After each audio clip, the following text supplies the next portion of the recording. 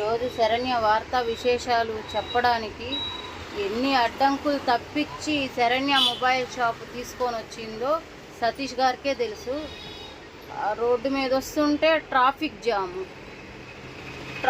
Jam తప్పించుకొని వచ్చేలేకి mobile hang అయిపోతుంది. Hang అవుతున్న మొబైల్ని సతీష్ గారు మళ్ళీ సరి చేసేలేకు ఒక 5 మినిట్స్ పట్టింది. ఇవన్నీ ఇట్లా పెడితే ఇప్పుడు 7:29 అవుతున్నా కూడా వాతావరణంలో మార్పు అయితే రాలేదు. సరే, వార్తల్లోకి వెళ్ళిపోదాము.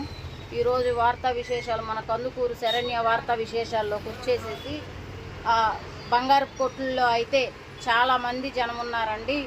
బాగా క్యూ కట్టున్నారు. రేటు తగ్గిందా అంటే కాదు, ముహూర్తాలు ఉన్నాయి కాబట్టి జనం ఉన్నారు. ఇంకా బట్టల షాప్ విషయాలకు వస్తే బట్టల షాప్లో కూడా ఒక 50% వ్యాపారాలు జరిగినాయి అండి. బట్టల షాప్లో కూడా ఒక రకంగా ఉన్నారు. ఇంకా చిల్లర షాప్ సామానికి వస్తే చిల్లర కొట్టులో కూడా ఎక్కువగా ఉన్నారు. ఎందుకు కరోనా టైం అయింది, లాక్డౌన్ అనుకుంటున్నారేమో.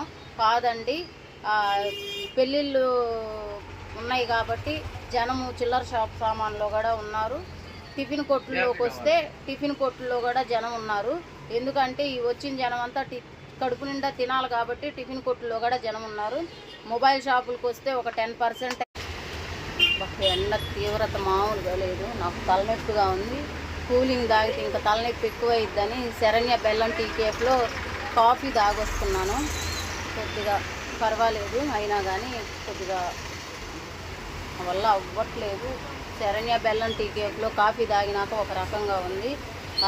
రోడ్ల మీద తిరిగే వాహనాలు కొంచెం సౌండ్లు అయితే తగ్గించాలి. Notice this point your honour. వచ్చేసి ఇంకా ఊరవతల జనాలు ఎక్కువ ఉంటున్నారు టౌన్లో కన్నా. ఎందుకు అర్థం కావట్లేదు మన కందుకూరులో.